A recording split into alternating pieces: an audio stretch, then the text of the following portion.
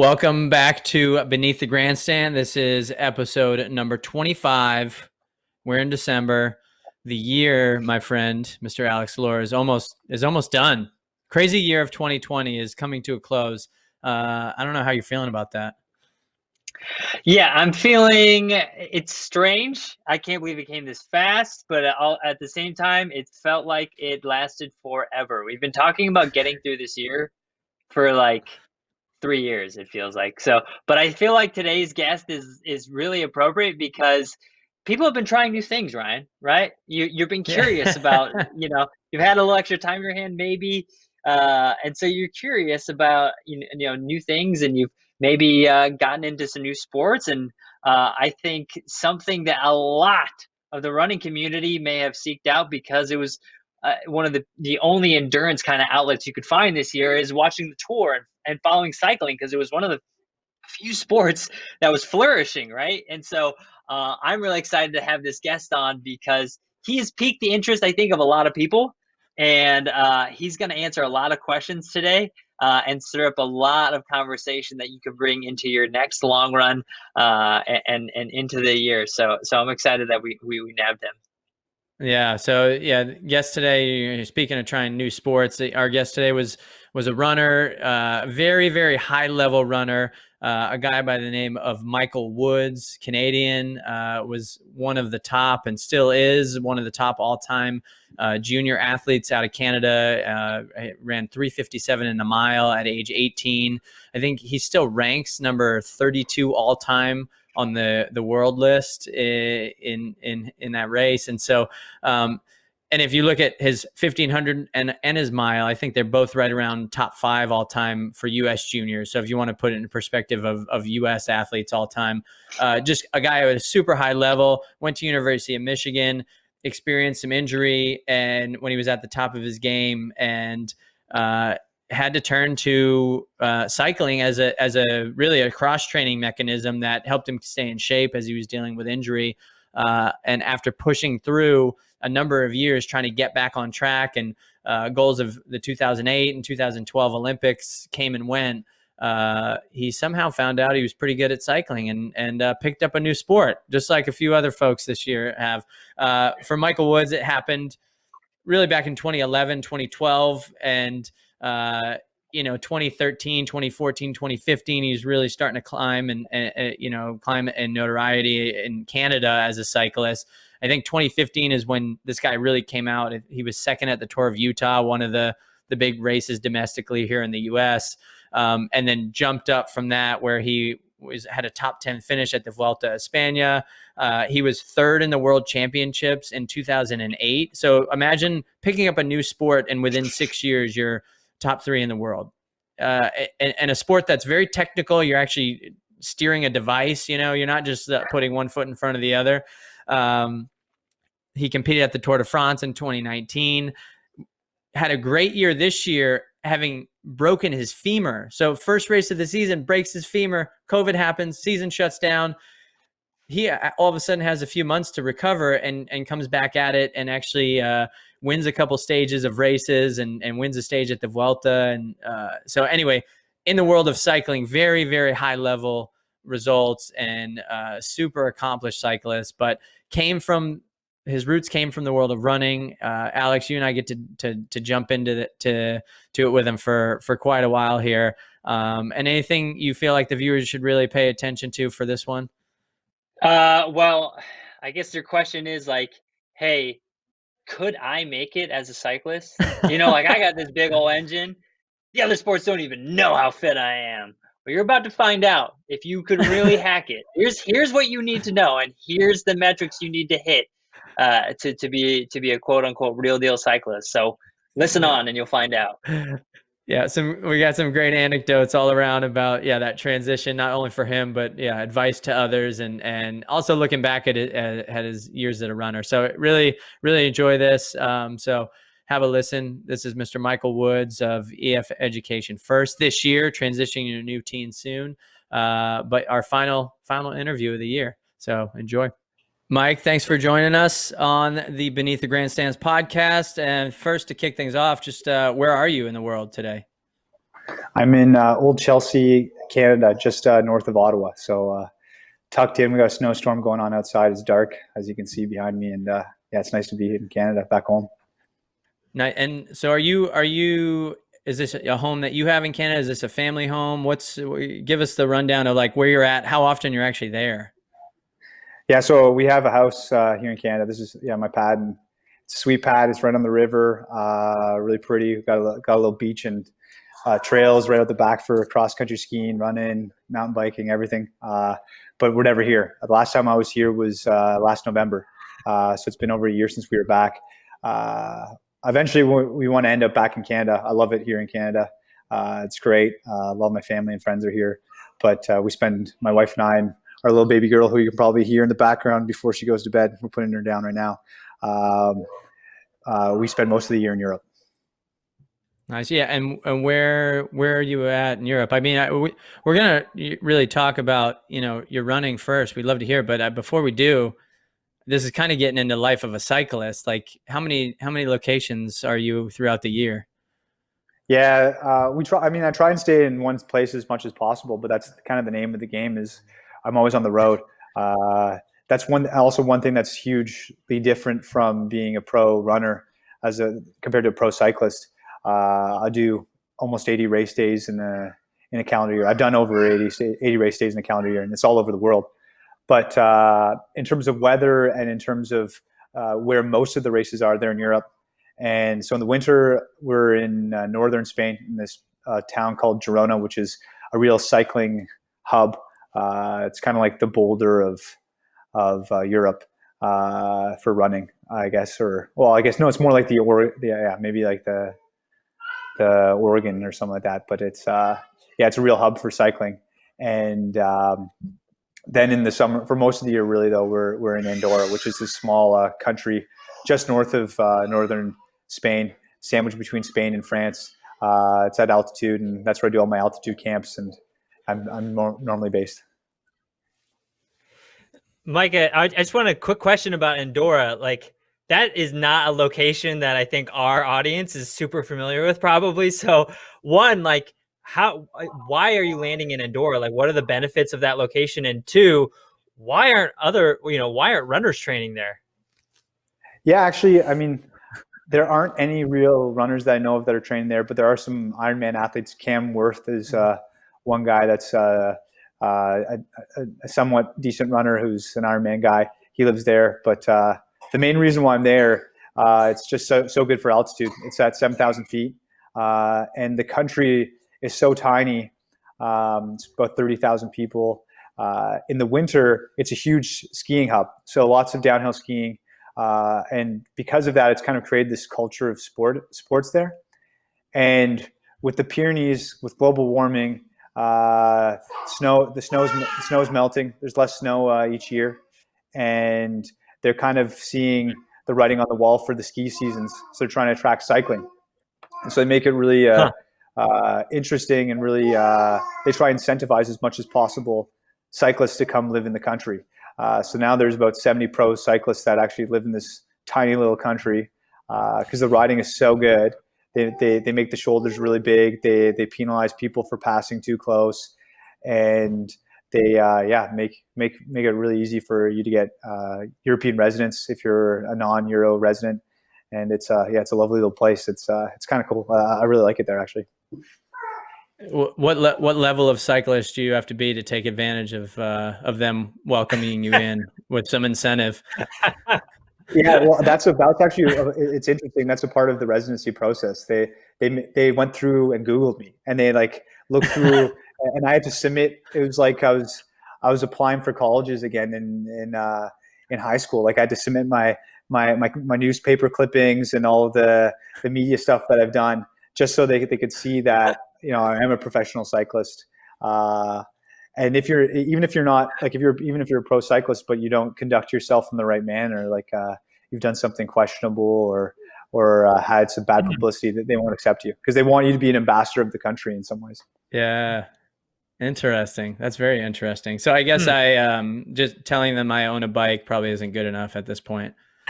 Unfortunately, no, Ryan. I don't think that's going to help you, bud. Okay. Well, before we jump into the cycling side of your world, which is the main part of your world now, and I think most of the people around the world know you as. I think a lot of people know there's a running background. It's mentioned a lot in broadcasts and in media about you. Being back in your home country right now, Canada. Can we take it back to those early days when you started as a runner, and you had some high level success in terms of, I think you're still the national junior record holder, and I was looking up, I think you're number 30 or number 32 all time in the world still on the junior list in the mile. So you were running at an incredibly high level at that age, at age 18. Where was your mind at in terms of like what you were doing, where you saw yourself going, and the goals that you had in your mind and in your running life at that time? Yeah, at that time, cycling wasn't in the equation at all. Every summer I'd watch the Tour, and that's it. I just knew about Lance Armstrong. I didn't know about any of the big races at all. I was a runner through and through. Like, I was the quintessential flow track watcher. Like, once Let's Run came onto the scene as well, I was reading that every day. Like, I was just a total running nerd. I loved running. I lived it. When I was quite young, I was originally a hockey player, but wasn't very big. And I started going to high school, and in high school, I noticed that we didn't have a cross country team, but we had a track team, and I just came out on a whim my first year and fell in love with it instantly. I was way better at it right off the bat compared to hockey, and I was never a great student. I always felt like I would be a pro athlete. That was my big goal in life.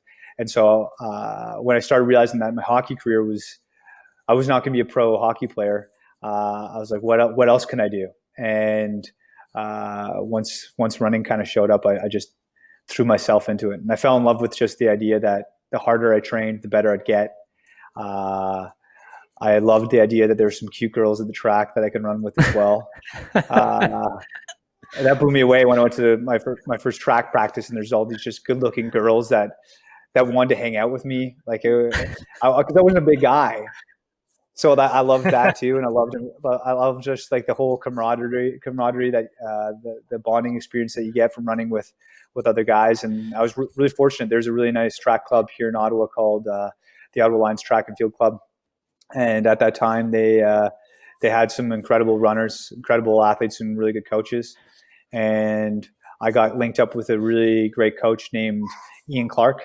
And Ian was an incredible runner in the junior ranks. He came fourth at the World Cross Country Championships as a junior. He ran 8:03 indoors for 3K, or 8:04 indoors as a junior as well. And he went on a full scholarship to University of Berkeley.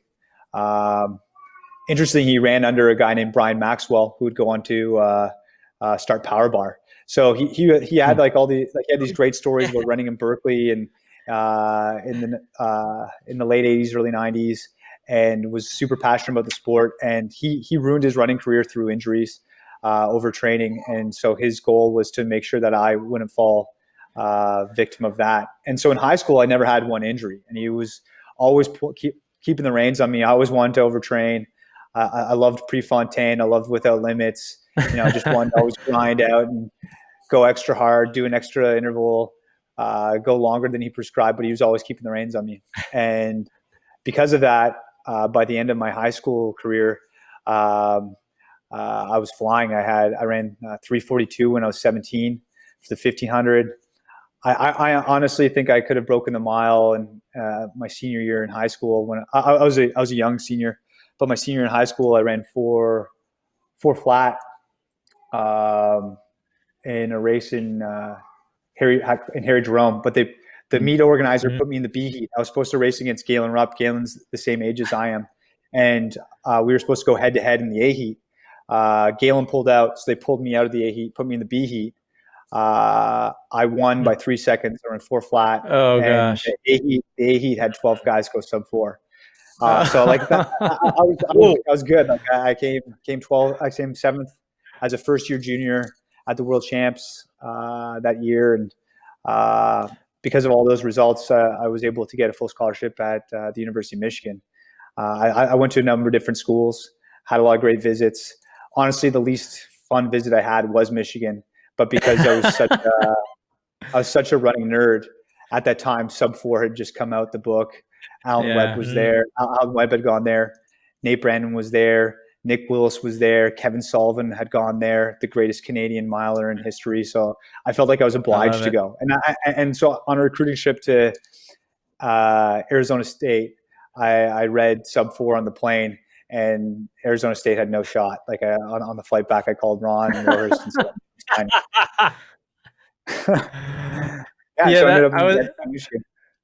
I was gonna ask you, like, I assume when you're running at that level, at that point, most schools are probably reaching out, right? And at that time, I remember I was growing up and in high school, and Kevin Sullivan was running at Michigan, and so he was a guy you always knew. And then Nate Brandon, as you said, there was such this line of kind of Canadian pedigree that came through that program.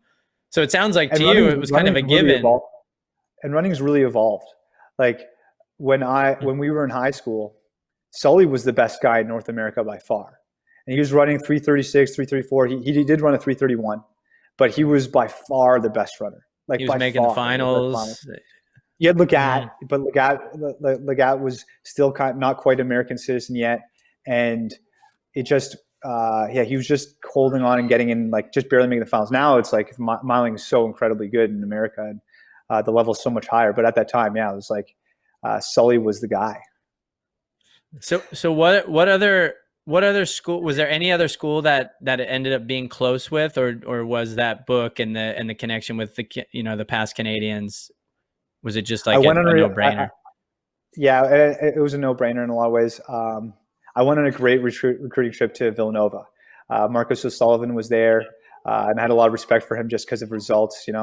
An incredible indoor runner, and I had an amazing recruiting trip. Like they were party animals. Like there's a guy named Ryan Hayden, who's an All-American in the mile as well there, and he was just a party animal. And like I think half of the team was on academic probation because they partied too hard, and I think they shot like a bottle rocket at a police officer when they were at a party or something. And so and we did a pancake eating competition at the recruiting trip, and like it was just really fun. Like it was a great trip, and the partier in me, the fun-loving guy in me wanted to go there, but I was so laser focused on being a runner, on being a successful runner, and in my mind, the best ticket to me being the best runner I could possibly be was Michigan.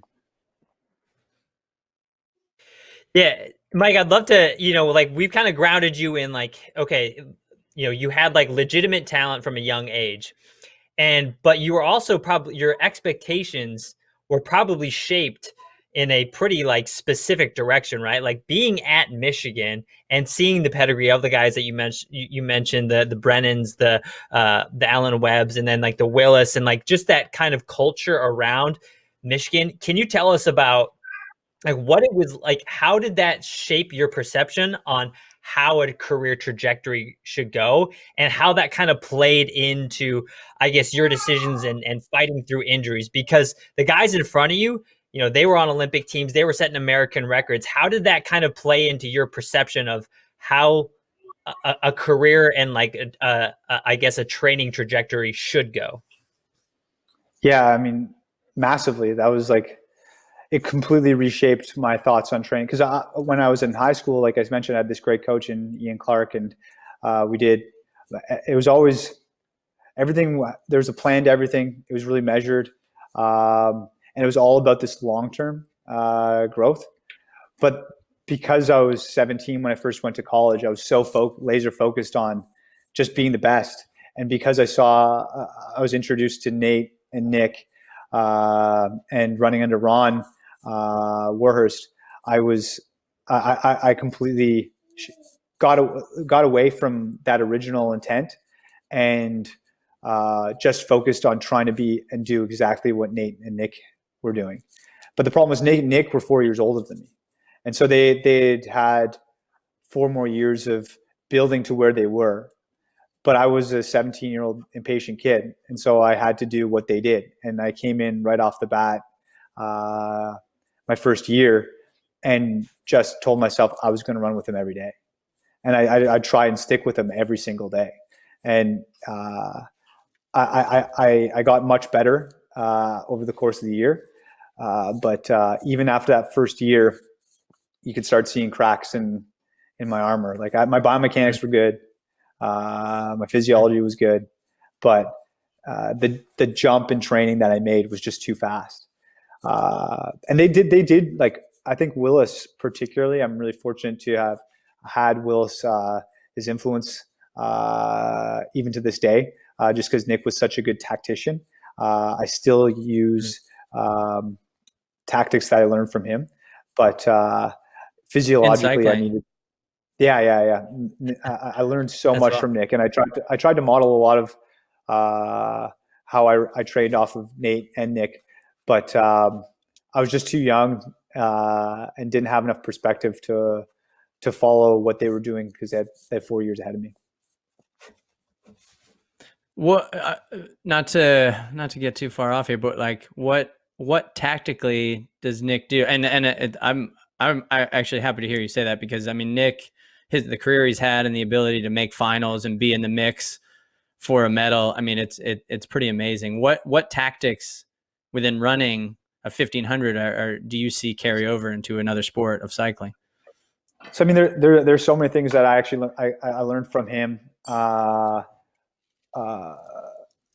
Firstly, the reason why I think Nick had so much success at Michigan and why he became the runner that he is today is when he was there, he dropped. I remember when the one Olympic year, he dropped out of 50% of the workouts that he did.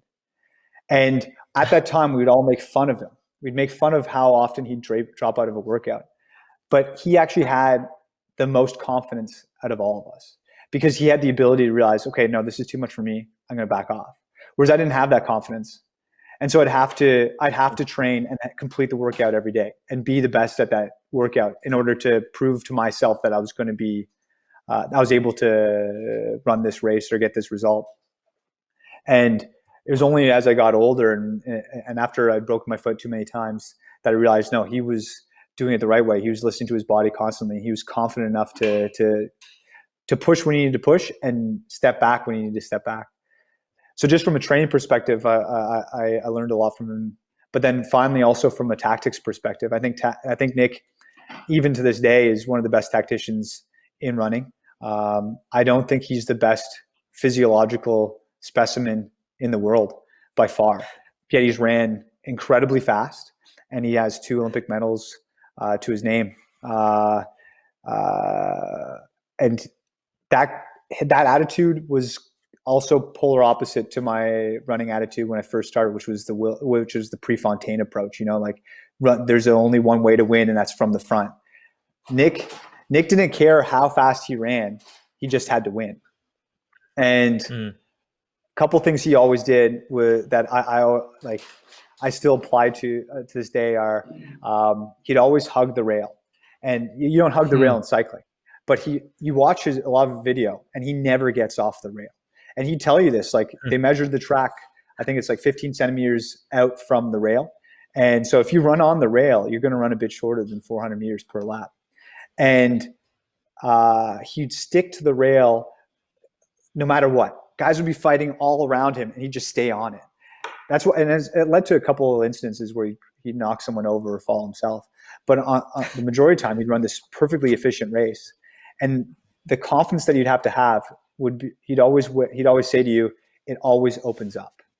And it took me this, I rarely had the confidence to sit on the rail and wait for it to open up. I'd panic. And if you panic, the whole advantage that you had of running on the rail is lost.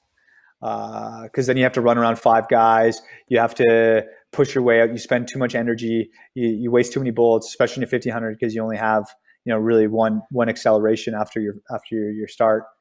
But he'd say just always open up, and it would. You watch most of his videos, he sits on the rail, sits on the rail, sits on the rail, and then finally in the last like 150 meters, 100 meters, miraculously it would just always open up, and he'd pull through. That's how he got his medal in Rio. That's how he's won a lot of races. And it's something that I apply in my bike racing, because in a bike race, it's very similar to that really tactical, high level 1500 meter championship event where there's no rabbit. There are a lot of bodies around you all the time, always moving. And if you lose your head, for me particularly, there's always this battle going into a big climb, and there's bodies around you and everyone's fighting. And if you lose your head, you can end up at the back of the peloton, which is 180 guys. And then you end up on this feature, on this climb that's super narrow, and there's no way you're going to make it around everybody to be in the front group, no matter how strong you are. It's the race is basically over. And so now, during that battle for position, I still always tell myself it's going to open up. It always opens up, and I just wait and I'm patient, and it does.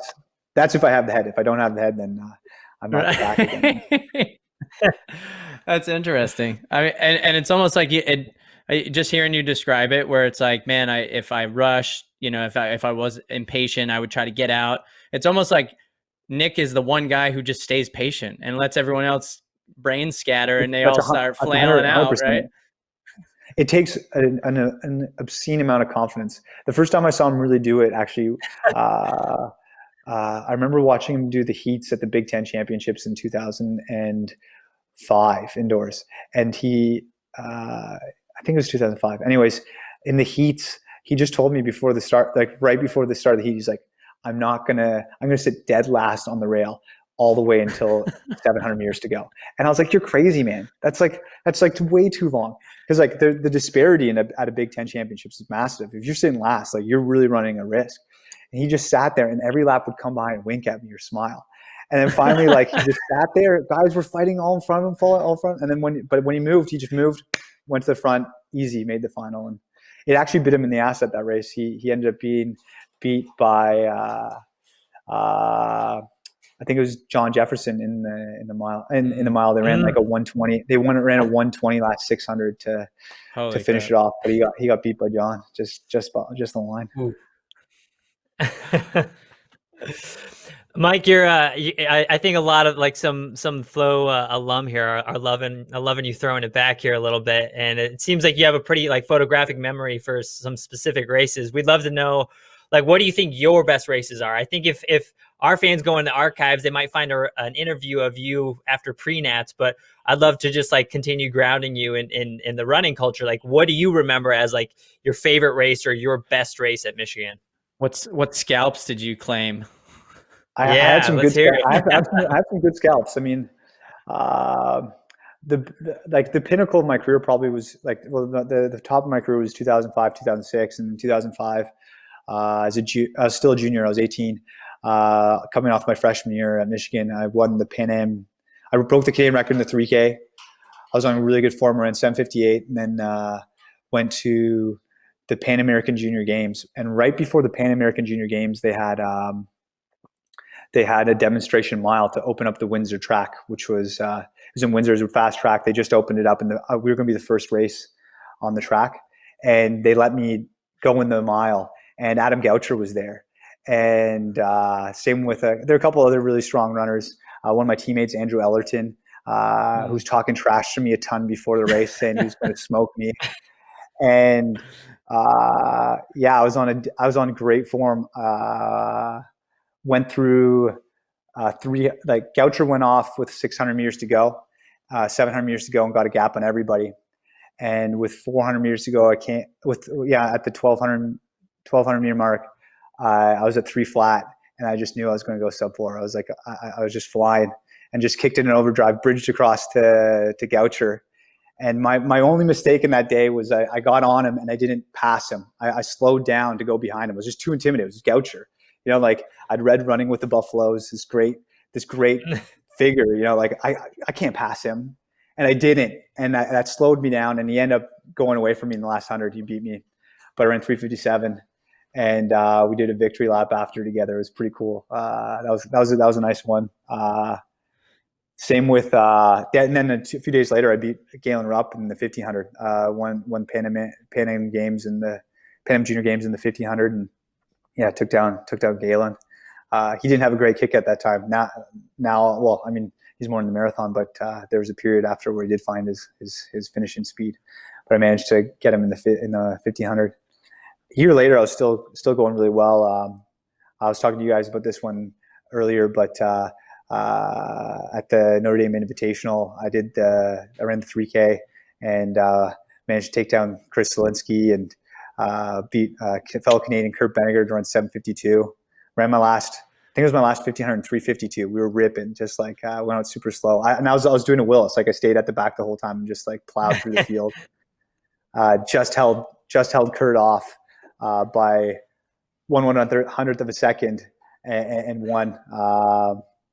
And the crowd went crazy. And Ron Morris came up to me after that race and held me by the arm. He's like, "Woodsy, you're so fucking good. If you do that, you'll beat anybody in the world." Like he was just so G'd up, and that was like I was flying around the nation leading time in the mile that year indoors, which was slow. It was 3:57. At that time it was fast, but now everyone's running, like you have to run 3:54 now to be close to like a nation leading time. But yeah, I ran 3:57 and was going into the NCAAs that year as one of the favorites as a sophomore. But that was the beginning of the end. I had a stress fracture in that race and never really bounced back from that. Yeah, so it's like you're on this trajectory and you're seeing the improvement. You're taking down big names. I mean, some of the names you mentioned, right? Zielinski and Rupp and Goucher, and I mean, some of the, especially in the U.S., some of the biggest names over the last decade plus, and that changes, right? And I guess in your world, how quickly did it change? And did you know it was going to be as severe as it was? Or no, did it take a while to realize what? No, it took a long time to realize that because I held on to this dream that I was still going to be this pro runner, be this success story. I was going to come back, and I kept on trying to come back. But I initially had a stress fracture in my navicular, which is if you're not familiar with it, a really tricky bone to heal. It has notoriously low blood flow, and I just kept on trying to come back too fast. My diet was terrible in college. I think our understanding of diet's completely changed. Again, that's this was 2007, so it's only 13 years ago, but it's incredible how much our diet has changed. Like my diet was terrible, and just kept on getting injured, and just kept on thinking I was going to come back, but the story just became sadder and sadder. And eventually, I was working at a running shoe store, managing a running shoe store, and I was just this sad. I was like Uncle Rico in Napoleon Dynamite, like talking about the glory years. I could throw a pigskin a country mile or whatever, and really, I was just talking about what I was doing in the past and not doing anything in the present. So it took a long time. It was a tough transition, but when I look back now and I even bring up these names, these guys I used to race against, the only guy who's still remaining really is they're two, Rupp and Willis, and you realize how short the careers are of runners. It's a tough sport. It's really hard on the body. There's not much money. It's really, really challenging and demanding. And in a couple of years, everyone talks about, when a guy runs fast, how much faster he's going to go, but it's often the case that that's their best. Mike, I want to get into you're starting to tee up a little bit about the injuries, and I think maybe like for a cycling fan who knows a little bit about your background, I want to clear something up. Do you think that you stopped running because you were broken, or was it that you saw cycling as a career path? When did this transition happen, and I guess like where did those start crossing over? Were you so broken that you completely gave up on running, and that's when you found cycling? Or was cycling seeded before you had kind of waved goodbye to that running dream? Yeah, for sure. I was so broken I couldn't run again. I kept it going for a long time. Even in my last running race was fall of 2011. I did a 10K road race and broke my foot in that race. It seemed like every race after my first initial injury, I'd end up breaking it again. The way the bone was, I had 2 surgeries on it, and I could run easy, but every time I ran and tied up, basically, that's when my cuneiformis and my talus would compress the navicular, and I'd break it almost without fail. And yeah, I never really thought I'd get into pro cycling until much later in time. I was so focused on running, and even cycling presented itself quite early. In 2007, I was home from Michigan in the summer, pre cross country, and that was the first year where I was starting to struggle with injuries. And so I came home, and my dad gave me his bike. He said, "Oh, use the bike for cross training. It's great, like great way to get in shape." And so I started riding my bike, and my dad's bike, and I'd go for these 3-hour rides, which for a runner is so long. 3 hours, like what a concept, like it's like this crazy distance. And I benefited from it massively. I came into that cross season with this huge base, and that's where you got that interview actually from Prenats. I wasn't a great cross country runner, but I was flying. I ran 23:20 for 8K in Indiana at Terre Haute, and had this big base from the bike, but was so laser focused on running still. And each year I'd come back and be injured, so I'd get on the bike, cross train, and then I started to dabble in races just because I needed to tickle that competitive itch that I had. And I'd race and love it, and I'd have success in it, but still just married to this idea that I was still going to be a pro. And it was only after I broke my foot for the last time in 2011 that I decided, I'm going to try and make a real go at cycling. So I gotta assume 2012 was that push, right? If you're saying you went to 2011, 2012 was my first year where I actually committed fully to racing for a local bike team. There's a bike shop in Ottawa called the Cyclery, and they had a local team, and I signed up. I didn't in cycling you have these categorizations. In the US it starts at Cat 5, but in Canada it starts at Cat 3, and you go Cat 3, Cat 2, Cat 1 in order to get into the races where you can start getting the attention of professional teams. And because I had no skill, but I had a huge engine, and because the talent pool is so limited in Canada, I was able to just by sheer brute force win bike races and move up the categories really quick. And finally, I made this national team project still as a Cat 2, but because I won so many races at the Cat 2 level, and there's no one else that was going to do this national project, and I knew a guy working within Cycling Canada that pushed for me, I got on this project. And going to the project, I ended up riding on the same team as some guys who were at the highest level of the sport, and I managed to turn some heads, and that's what really got the ball rolling for me in my professional career. So Mike, when you joined that team in 2012, in 2011 when you go through that last injury and you're hanging it up, I got to assume that London 2012 was on your mind, right? And that's kind of an Olympic dream that I assume you've had for years. So you're literally, it's not even that you can't run anymore, but you're giving up this dream. I assume that you're looking at trying to get the Olympics. Existence. Yeah, so what was it easy to give that up once you had that team, or was it still hard? I mean, what was going through your mind when you were watching the 2012 games and on this making your strides in cycling at that time? By 2012, I think I'd kind of come to terms with that it was over. That's why I finally invested myself in cycling, because I just realized I was like, every run sucked. I'd go for every run. It was just, there'd be pain. I'd be like thinking about my stride, thinking about whether I was running properly. Everything was just, it was no longer the fun thing that you did what you fell in love with when you were in high school, when you just go and push and like you just like feel the wind, and like kill yourself, like just feel your heart rate pounding. It was no longer that. It was always just fear going into the run because I knew it hurt, and then going for the run and just constantly like not feeling good, and then finishing and being like, crap, man, like I have to go see this physio now. I have to go see the chiro. I have to ice, and I have to do all. It was none of this. What is beautiful, most beautiful about running. None of the simplicity anymore.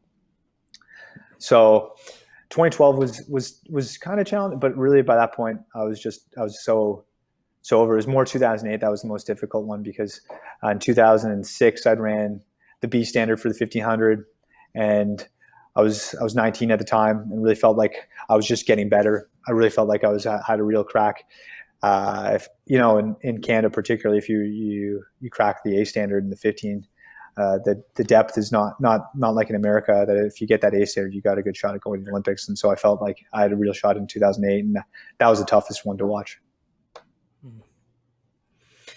Mike, I want to lean into, finally pulling trigger and embracing this transition, right? And, I was looking at a profile that the Flow Bikes team did, actually, and they brought in an interview from you that, and you mentioned you were starting to turn some heads in the cycling world a little bit, but then I think in this interview I saw you said, someone saw my numbers and right away he said, quit your job, you can make it as a pro cyclist. As a runner, I'm like, what does that even mean? He saw my numbers? Like, what numbers was he looking at? Like, how do you quantify that? Like, that's coming. I mean, that's coming for running too, I think. In cycling, we have these things called power meters. So they go on the crank, and because in running like you're always thinking of pace. Your easy days, 6-minute miles or 7-minute miles or whatever, and your marathon pace is such and such, and your interval paces. It's always pace.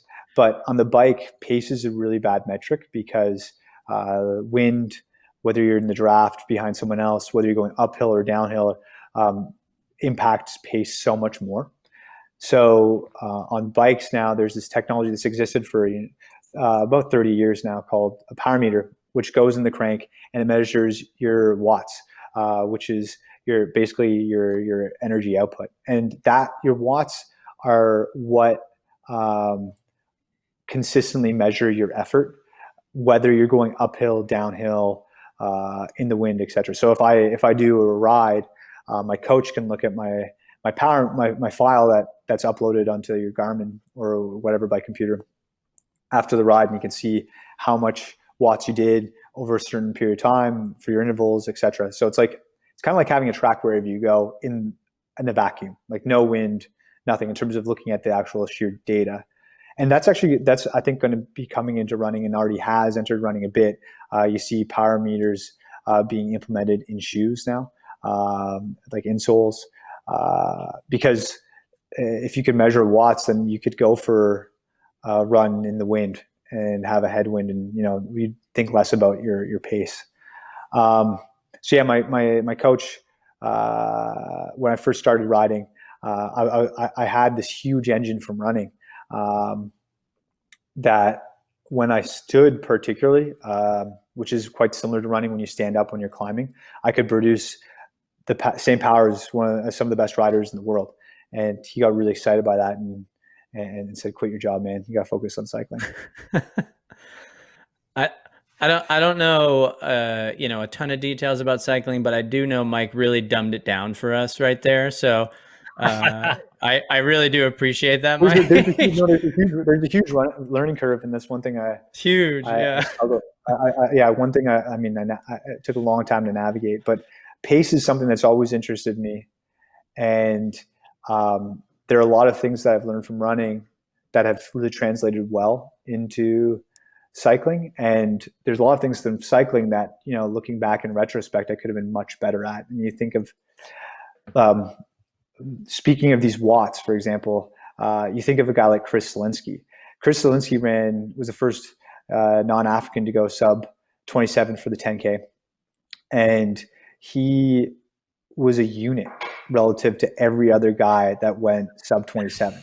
I remember reading there's a stat, like no one was over 6 feet that went under. No one was over 100. He was like close to 160 pounds, I believe. And so, yeah, his time was really impressive. But Chris probably in that effort set one of the world record for watts, because there's a big value in cycling that's all about watts per kilo. So if you can do a certain amount of watts per your weight, it's a really good metric for your success. And Chris when in running that time, probably did one of the best watts per kilo ever. Like it was such an incredible performance for his size.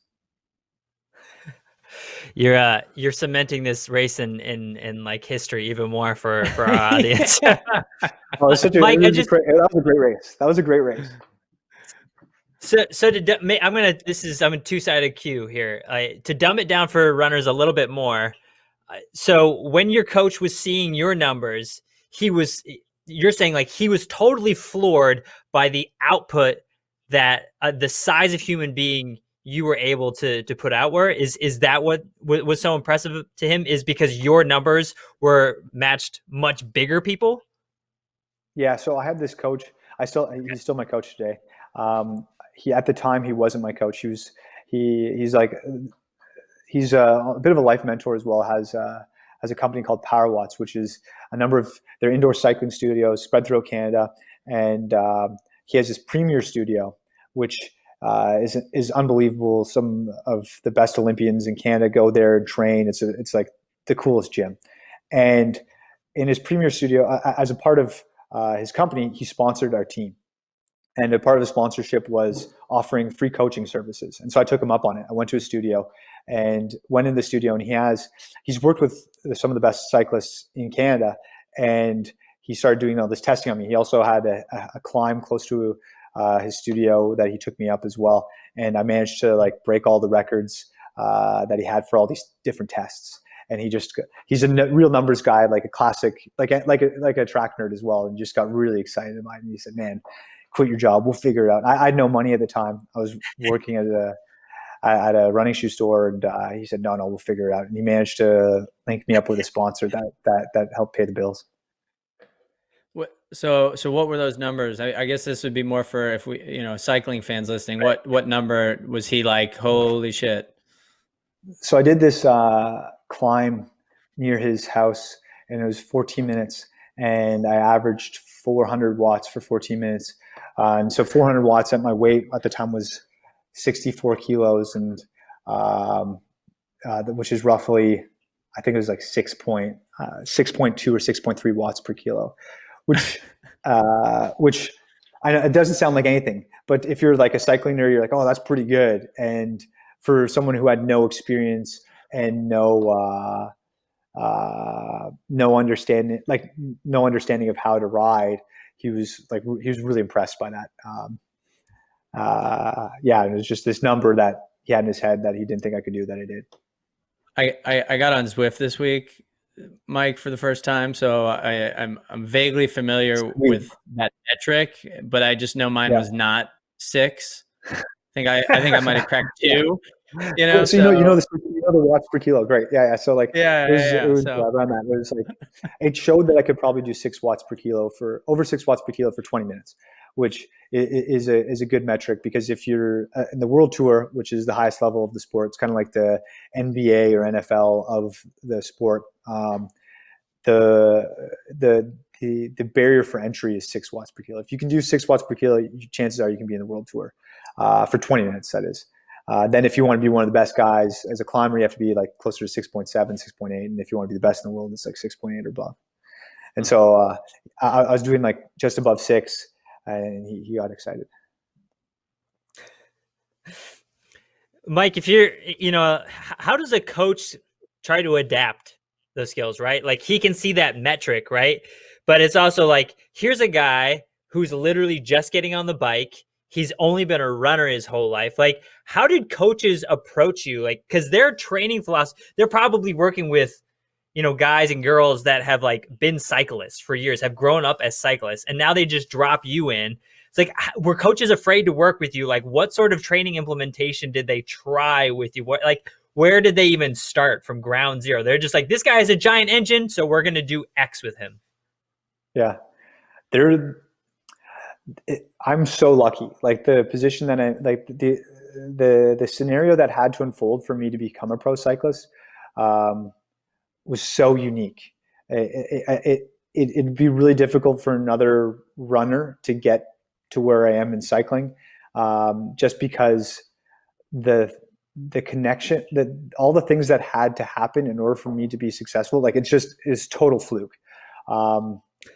totally lucky in a lot of ways. And I was really lucky to get connected with Paulo, the coach I had mentioned earlier, and my current coach, in the sense that Paulo and Paulo wasn't a pure cyclist. He came from a triathlon background as well. And Paulo also works with this organization called B210. And B210 is a Canadian group that sponsors the best Olympians in Canada. They find people that are, the top 8 in the world in whatever discipline they do, and they figure, okay, how can we supercharge them? How can we give them enough funding so that they can go from 8th to a podium? And Paulo is the lead exercise physiologist within B210. So he works with everybody. He doesn't just work with cyclists, but he's worked with modern pentathletes who are someone who does the five events: equestrian, fencing, swimming, cross country running, and shooting. Crazy cross discipline coach. And so he has to figure out, how can we make this work?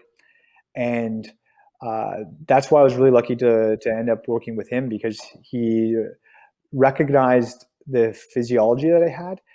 He recognized my ability to pick up skills fast. And what he did is he tried to put a team around me that would get me not just physiologically prepared, but also skills prepared, and take this approach that wasn't just about, in running terms, running good intervals, but also working my bike handling skills, working on meeting the right people to move up to the next level. I just feel really fortunate to have had him in my corner.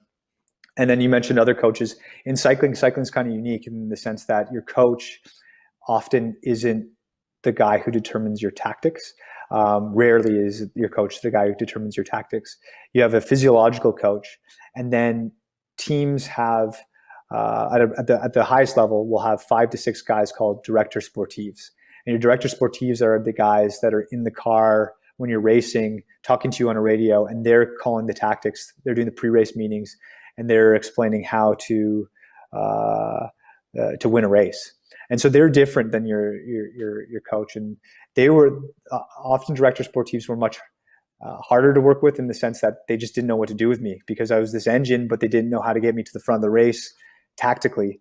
And fortunately, I came into the sport so late. I came in at 25, 26, that I had, and I'd also been beaten down so much as a runner that I'd lost the giant ego that I had when I was 17. And so it didn't matter if I had, if even someone was much younger than me. At 26, I was much more open to just taking advice. When I was 17, I wasn't. When I was 17, I was the smartest guy in the room. I was the best runner in the room. Like, I wasn't gonna take anybody's advice but my own. And when I got to that point at 26, 27, I just listen, absorb. I wouldn't talk. I just take in everything. Just like listening to, you kind of exploring your numbers for the first time with Paulo, and then this, it's almost like the level of sophistication and how many people are involved in the tactics and decisions and all aspects of the sport.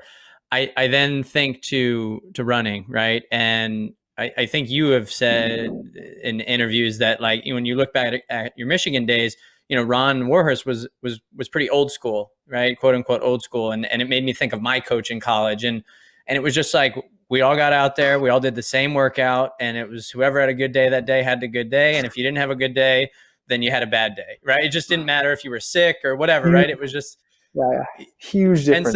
Huge difference. And so I'm just, what can you explain that? Just like the difference in those metrics and sophistication, and how that training, the approach to training, differs in what you experience as a runner in college?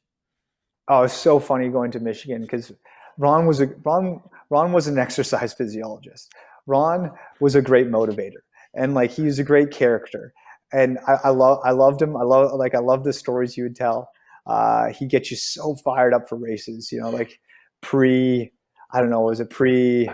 sometimes pre-race, he'd just like to pull you over and be like, "Woods, you nervous?" And you're like, "No. not that nervous. He's like, oh no, I'd tell him, oh yeah, I'm really nervous. And he'd be like, oh, first time a bull whizzed past my ass and now I'm gonna shit my pants. That's nervous. And like that would get me like that. He's just he's so great for that kind of stuff. But like we do a workout like the Michigan, this famous workout, which is a cool workout for sure. But everyone would start at the same time, and everyone would start at the same pace. And so if you're on a good day, the workout's tailored to what you need to do. Like let's say it's supposed to be 10K pace, then 5K pace, then 3K pace per each interval. But the guy who's dead last ends up just doing a time trial, because by the time he gets to your recovery, by the time he gets to the recovery point, you're starting up the next interval, but he would just have to join in. And so the workout would be completely different for me versus a guy who's, a walk-on, or me or a guy like Willis. And it wasn't specific and it wasn't tailored. It was specific to the best guy on the team. Fast forward to working with Paulo, for example, and it's so individualized. And you have, especially with the power meter, with all the wearables that you have now, like the Oura Ring and or the Whoop Band, your Garmin, etc. All those, you have all this feedback, and it all goes into a database for Paulo, my coach, where each day he's looking at the KJs I've put out on the day, my weight that I've inputted, my heart rate variability, my resting heart rate, all of these things. And that data builds his idea of what my next training phase should be. And he uses that in reference to this overall goal and this overall schedule. And much different than Ron pulling out a notepad and saying, oh, you're going to Europe for 6 weeks. Okay, we'll do this on Tuesday. Writing down the interval is much different for sure. So if you had to, I had a friend that was a runner, wanted to get into cycling and see if they had any cycling chops, what would be kind of the one or two things that you would now tell a runner looking to get into it to focus on? Or like, where's the area they should think to, see improvement or whatever it might be? I get this question. I'm asking this it's more personal for me, I think, actually. Okay. Because I get this question at least once a month on Instagram or something like that. I'll get an email or a message from some guy who's at a D1 school, whose running career is floundering and is thinking about dabbling in cycling. And my number one advice is always, love what you do. So cycling is just so savage. It's so dangerous. I've broken a ton of bones. I've lost a lot of skin. I've had a lot of moments crying on a hospital bed, or just looking up at a dank ceiling in Italy with mold everywhere and thinking, what the fuck am I doing with my life? So it's a hard sport. And if you don't find a way to love it, then there's no point in even continuing. And the odds of anybody making it in pro cycling are so slim, just because of all those reasons, because a crash could happen at any moment, because the wind could blow in the wrong direction at the wrong time. Even if you fail, you'll at least have something you love. So that's my main advice. And then the other advice is just good luck. It's such a crazy sport. I'm not going to do it for many more years. I'm planning on retiring in 3 years. And I hope I can make it there, because I've had some bad crashes, and I love the sport, but I've left a lot of my body in it. Okay. Mike, it sounds like, you made the transition, and like you said, I'm sure there's a million D1 runners out there that are hearing your story and think that they have a shot, but it feels like, people can get the engine to maybe compete as a cyclist, but the X factor is overall just risk. Your risk factor, is that the biggest barrier to entry to somebody who thinks that they can make it at that next level? Is that just at some point, some people are not willing to lean into those turns and rocket down those climbs like you have to in the Tour? Yeah, I think that certainly is a factor. also just the sporting side of it. It's a really high skill discipline that requires a lot of coordination, which is there are very few runners that I've encountered that I think could make it in the World Tour, and Willis is one of those guys. He was a really good athlete in general, but he just had the mind for it. And I think that's actually one of the reasons why a lot of runners who try and get into cycling end up not making it, is because they have the Prefontaine mentality where they have to lead from the gun. And there's a certain way that they need to win a race, and they just try and beat everybody with power. When in reality, cycling is not that sport. It's so different. It's so much less stoic. It's all about, being coy, being smart, being able to sit back and have the confidence to see it open up, right? And that's what I think, that's actually one of the biggest barriers for a lot of runners, is they're not good at just playing the tactical game. That's interesting. It's I remember it's only something you really build. There's very few disciplines in running where you really build that. You only see that level of tactics in running once you hit the NCAA level. Before that, it's just all about the engine. You see high school kids, in high school, I was the same way. I just would run away from everybody because there was the draft didn't matter. You're just so much better than people. But once, I went into NCAA, you're running against all of a sudden the best runners from 4 years of the best high schools, and that teaches you how to make critical decisions under duress. And so I think the transition from, if you want to be a great cyclist and you're coming from a run background, you either have to have cycling as something that you've done early on, or you have to be able to have made it to the level to see the tactics unfold. I want to go back to something Alex just said, just about the risk, and then to what you said, Mike, about all these, these D1 runners reaching out to you and asking questions. It's kind of crazy. It's almost not, if you're injured in running, it almost sounds like cycling is not the sport you're going to go to avoid injury. Based on what you said, you've broken bones, you've crashed. I mean, you're actually probably at a higher risk of death in cycling than, breaking your foot and running, right? I mean, so you're not actually avoiding. No, I'd say you got a higher risk of breaking your foot than dying, but death that's a possibility. It happens every couple of seasons for sure. So if people want to, just think they're not going to get injured because they can go cycling, that's not the case. To get to the level you're at, you're probably going to get. Yeah, I think there's a huge difference, right? I think riding your bike is an amazing form of exercise, and I think actually it's something that I think runners in general, even at the highest level, should think about incorporating. It doesn't even have to necessarily be biking, but aerobic activity that's not running based, just because I feel like you're really limited as a runner in terms of how much aerobic time you can spend in the week. It's just so hard on the body, right? That's why you see guys like Salazar, when he came in with the Oregon Project, introducing the underwater treadmill and getting everyone on the soft surface as much as possible. So I think cycling particularly is one of those sports that's a great discipline to just get out and get nice aerobic activity in. Go on a quiet road, especially gravel. Gravel is fantastic because there's just less cars, less traffic. Finding a good route where it's not much traffic, and it's incredibly safe. But once you start entering the racing sphere, it's completely different.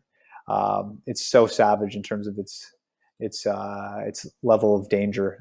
You're just in this mean, massive dudes that have giant egos, just trying to push you around all the time, and you're at the mercy of whoever's in front of you. And sometimes the guy goes in front of you, down in front of you, and there's nothing you can do. On the training aspect, Mike, you just said something about just the the amount of time that you're out there as a runner, and there's like a limit, right, before your body can essentially break because you're just on your feet too much. Compare that to what you do now as a cyclist, right? If, say, I think the big number in running is like you get a 100-mile week. That's a lot of volume. What's a typical week for you now on the bike? Man, and do you measure it? I laugh thinking about that now. It's big week, 100-mile week. That's if you're averaging 6-minute miles, that's like 10 hours, right? So it's not that like that was a big week, right? I consistently hit 30 hours a week on the bike, sometimes even more, 35 hours. Like a 35-hour week. If you're riding 6 days and you take 1 day off, that's 5 hours a day on the bike. I normally don't do it that way. I'll do like a big 7 or 8 hour ride and then a couple of easier rides. And you're out there for a long period of time. So you just don't have as much disposable time, and you're living this constant state of fatigue because of it. You just have it. The training for cycling is so different in that sense. Like you don't get the runner's high.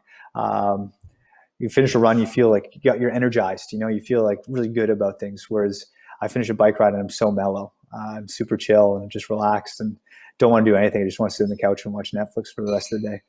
But one thing with cycling, because of those hours, and because it's so much easier on the body, there's very little time spent doing other stuff, like doing the strength and conditioning, the muscle activation stuff, the rehab work. I found when I was at my best and running, every hour I put into running, I was putting almost at least an hour back in terms of stretching, core work, strength and conditioning, icing, all that kind of stuff. At least an hour. So if I was doing a 100-mile week, it took me 10 hours running. I'd be doing at least another 10 hours of rehab work. So it ends up being, closer to a 20-hour week. Whereas if I do a 30-hour week, I don't do anything else. I just get off the bike, throw it in the garage, and then go up to my couch and just lie down. Get some food in there. Just eat. Always. It's disgusting. You eat a lot.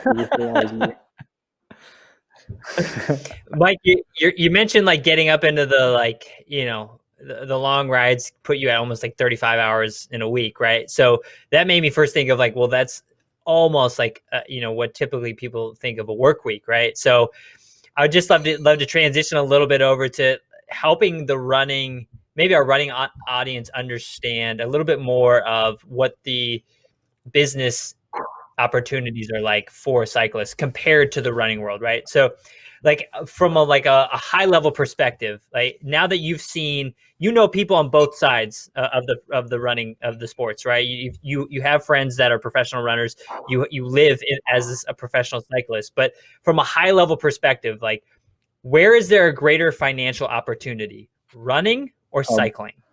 By far cycling. It's laughable. Really?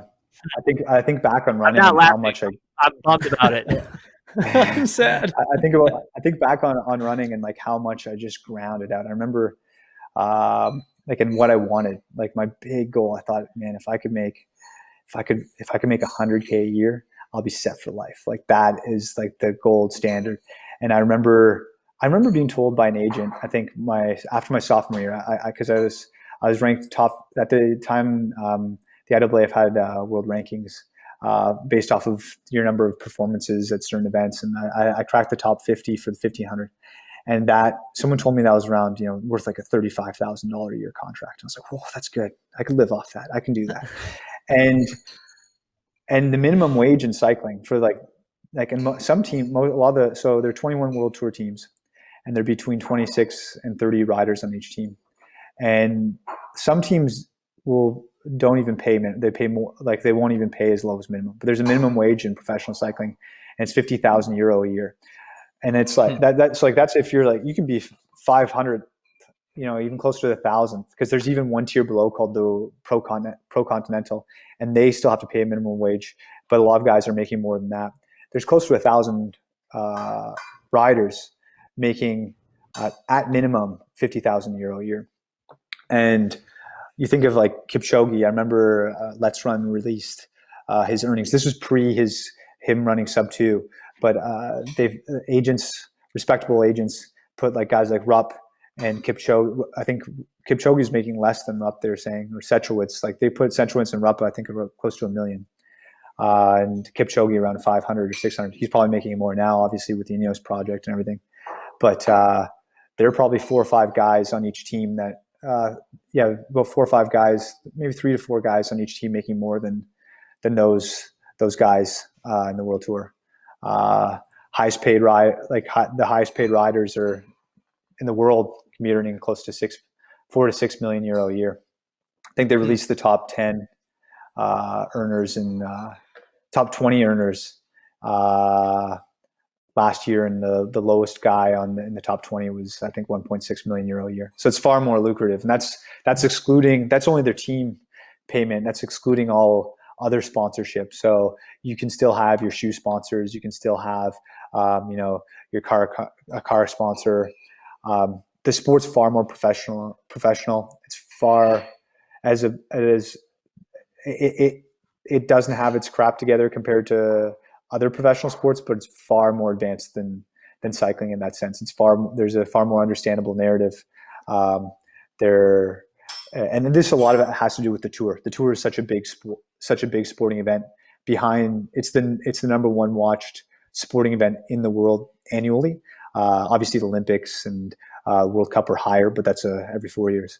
The tour has just such a global presence that I had a teammate named Taylor Phinney, American guy, and he wore the King of the Mountains jersey just for one day. And that one day, our team told us we had over 1 billion social media impressions because of it. It's just the scope is so big, and that's what enables it to have bigger revenue.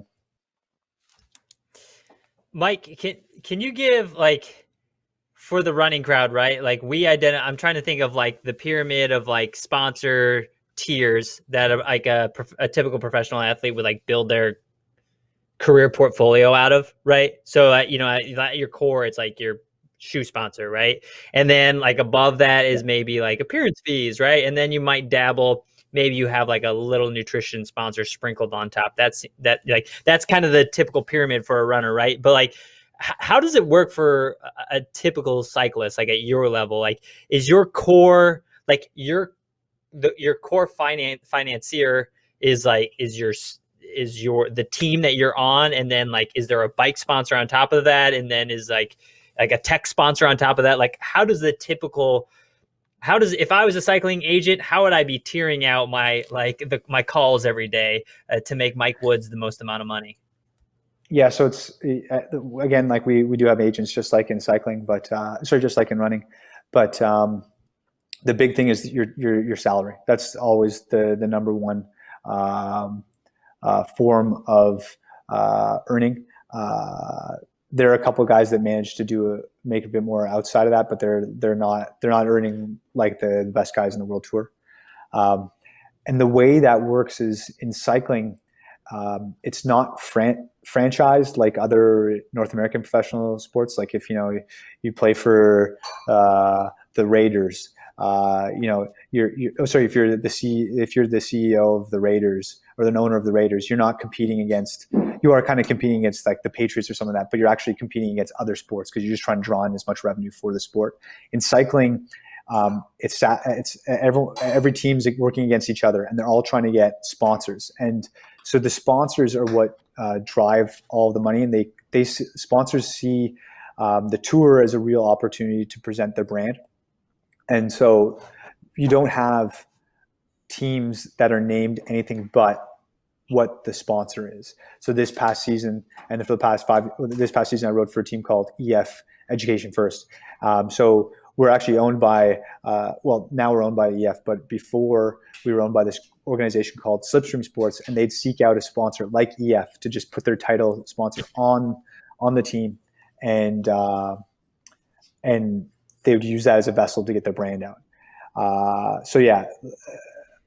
All these teams, kind of like in F1, have a big range of sponsors, and all of those sponsors, and in your contract, they'll often have your image rights attached to that sponsorship. So, for example, on my team with EF, we race on Cannondale bikes. We're sponsored by Cannondale as well. So I ride a Cannondale. We're sponsored by POC helmets. We have POC helmets, and all that has a price tag to it to get the sponsor on the jersey and wearing the equipment or using the equipment. And then finally, that's where you do have your agent negotiating with all these teams, trying to get you a contract within the teams. And then once they've got the contract, ideally they're also looking at other non-endemic sponsors or sponsors that aren't tied up within the teams. So for a good example is our team doesn't have a true shoe sponsor, like a bike shoe sponsor. So I personally wear Garneau shoes, but other riders in the team will wear different branded shoes. And then ideally your sponsor can also seek out the non-endemic ones like a car company or something like that. But the bulk representation of your earnings come from your team. Mike, this year, as you say, you were with EF Education first, and that's been the same team, right? Because it was at Cannondale, and then when the title sponsor went to EF, but essentially that's the same team. How does that work? Like, so who's actually managing when the name changes, the actual structure stays the same? So my team manager, his name is Jonathan Vaughters, and he's been the manager of this team for well over a decade. And that's one of the problems with cycling is that to fans it's difficult to follow because you don't have like the Girona Warriors or like wherever the team is based, because our team is based in Girona, Spain. They're an American team, but they're based in Europe because that's where all their infrastructure has to be. And it's challenging to keep fans because the teams are constantly changing because they always have to find sponsors.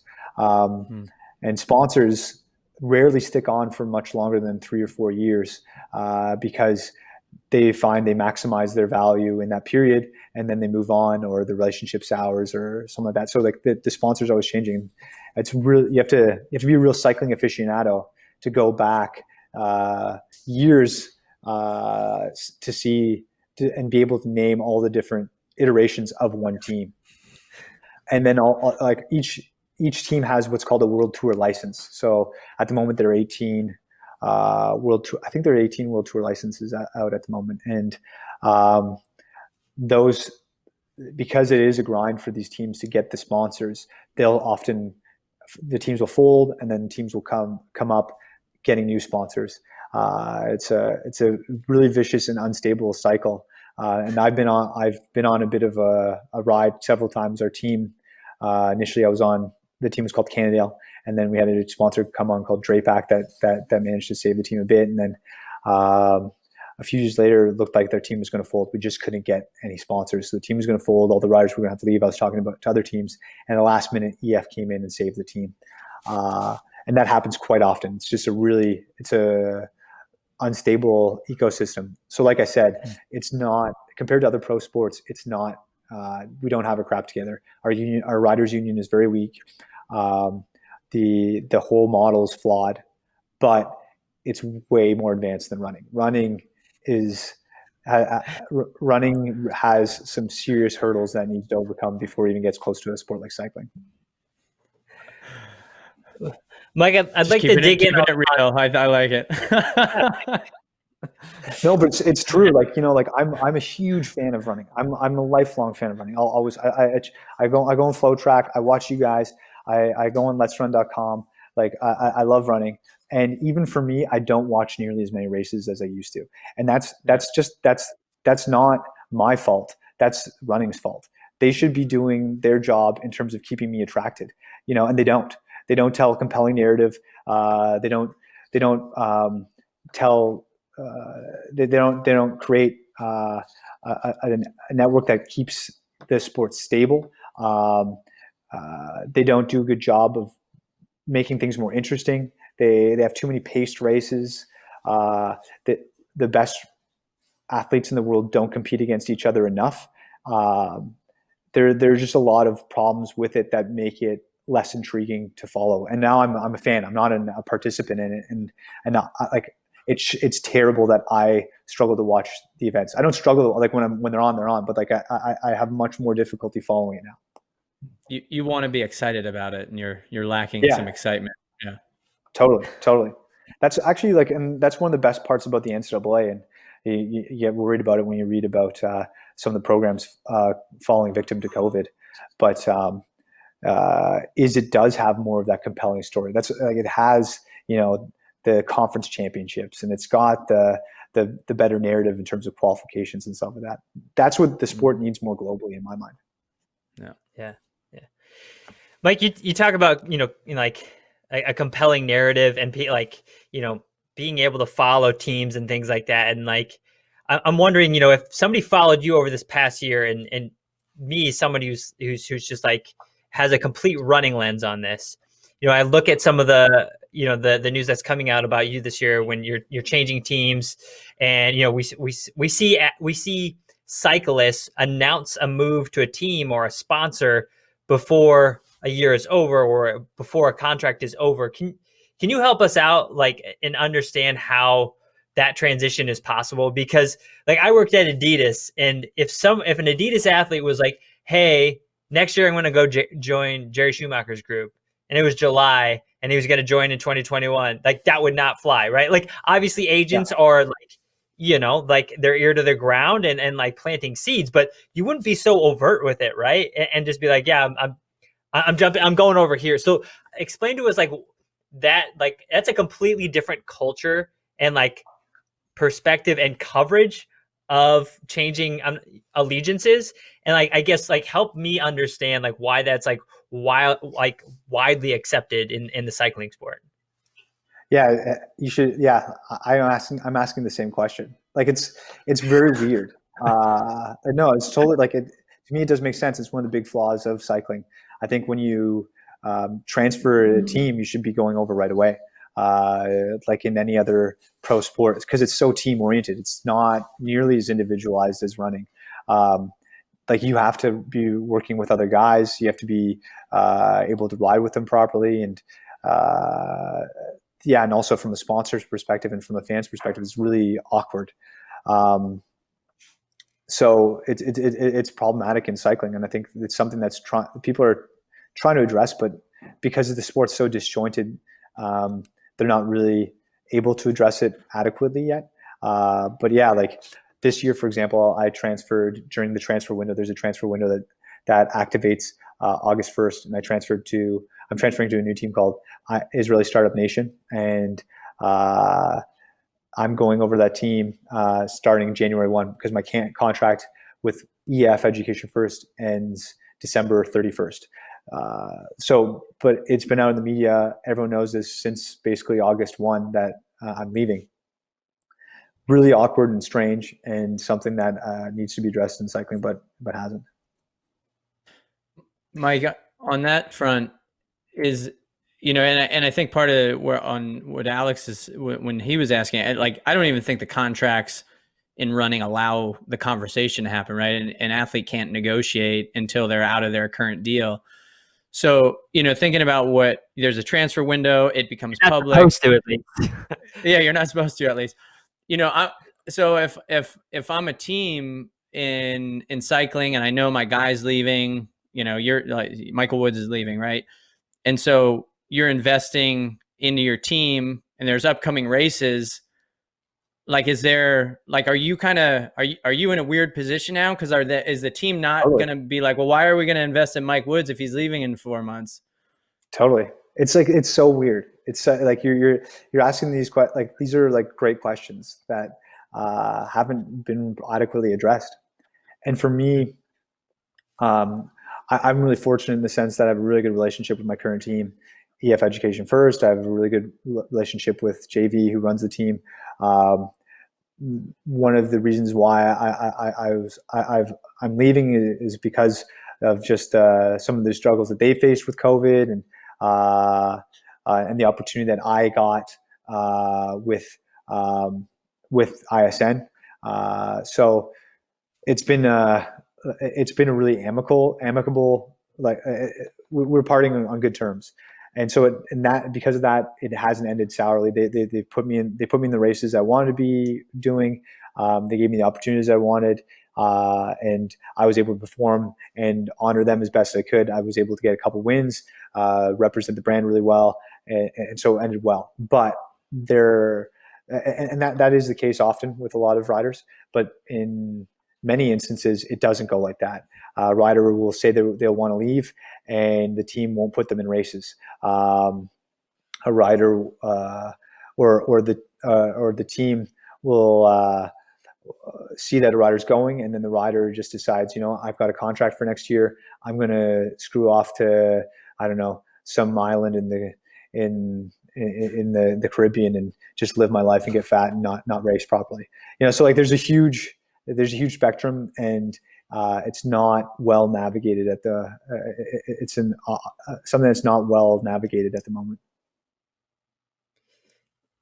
Mike, so you're switching over to this new team, and I'm wondering, because there are so many different sponsors that are tied to a cyclist, right, or a team. What is your personal preference? Like, where does that weigh in the overall portfolio of brands that you're going to start working with, right? So you're moving over to the Israel, First Nation team. And so like, do you get a perspective on like, I prefer to ride X bike, I want X helmets, I want to wear Rafa gear or Canyon gear, whatever it is.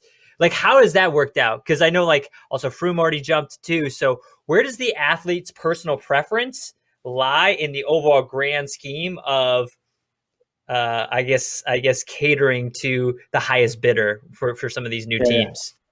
It obviously depends on your ability too, right? If you're low in the totem pole, which I was initially when I first came in, didn't matter what team I was riding for. I just wanted to get in the World Tour. Whereas now I have the luxury. I'm at a level where I have the ability to choose, and all those factors played a role. Like I love the current team that I'm on, but a lot of factors came in that were really appealing for me to go over to Israel Startup Nation. Particularly the fact that I know the owner of the team. He's actually Canadian, but Canadian by birth, but lives in Israel, and great guy who has this mission to make cycling in Israel a big thing, like building cyclopaths and making. He's built a velodrome, and he wants to make Tel Aviv and Israel kind of like an Amsterdam of cycling.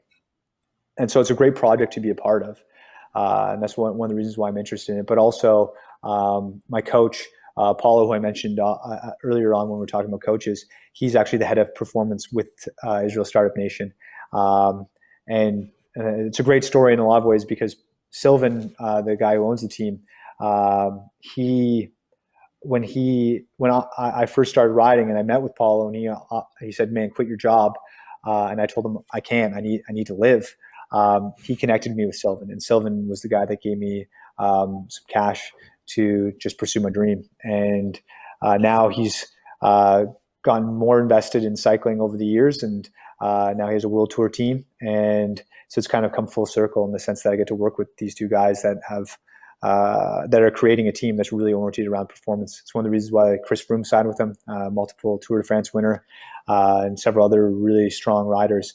The goal is to create a team that is one of the best teams in the world, and a lot of the barriers that are faced with other World Tour teams are likely to not be faced by ours, just because the goal is to be more performance oriented and less driven by sponsor dollars. And so sometimes World Tour teams have to make that sacrifice. Maybe they have an inferior bike, but that bike company is giving them €4 million.